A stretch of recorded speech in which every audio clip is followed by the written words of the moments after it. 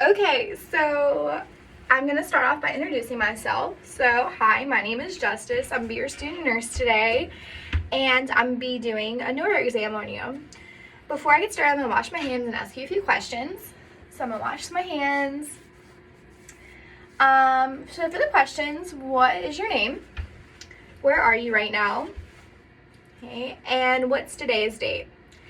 If the patient can successfully answer all those questions, then they are alert and oriented ×3. Then I'm going to move on to assessing for the facial nerve 7, or cranial nerve 7, the facial nerve. I'm going to ask them to smile, and then frown, and then puff out their cheeks. If they can do all three of those, then cranial nerve 7, the facial nerve, is intact. And then I'm going to move on to assessing the pupils. I'm going to be looking for perla. So I'm going to look at them, they're equal, they're round, and then I'm going to take a pen light. This is just a regular pen, but I'm going to pretend like it's a pen light. And I'm going to start from the outer edge of the eye and then move in.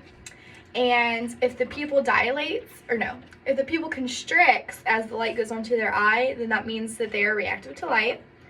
And then for accommodation, then I'm going to ask them to, I'm going to hold the pen in front of them. I'm going to ask them to look at the pen and then look at the wall.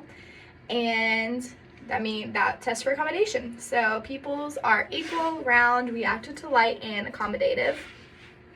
I'm then going to look at the cranial nerve 12, the hypoglossal nerve. I'm going to ask them to stick out their tongue. And if it goes midline, if it thrusts midline, that means that cranial nerve 12, the hypoglossal nerve, is intact. I'm then going to look at cranial nerves 9 and 10, and I'm going to ask them, I'm going to have the wooden stick, and I'm going to put it on their tongue, and they're going to open up their mouth and say, ah. Their uvula should move up midline, and that means that the glossopharyngeal and nerve 9 and nerve 10, the vagus nerve, are intact. After all the cranial nerves, I'm going to move on to look at motor function of the nerves for the upper and lower extremities.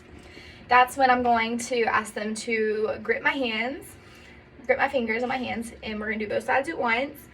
And grip strength is equal bilaterally and strong. I'm then going to hold my hands up, and they're going to push against my hands. And then that tests for upper extremity strength, and upper extremity strength is equal bilaterally and strong. I am then going to, they're going to be sitting down. I'm going to put my hand on their thigh and do both sides at once, and then they're going to push up against my hand. I am then going to have them extend their knee, and I'll put my hand on top of their ankles, and then they'll push up against that.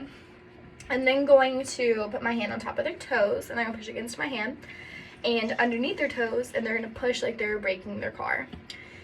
And that's lower extremity strength, and the lower extremity strength is equal bilaterally and strong for all three of those tests. Well, 4 of those tests, there's 4. All right, that's it.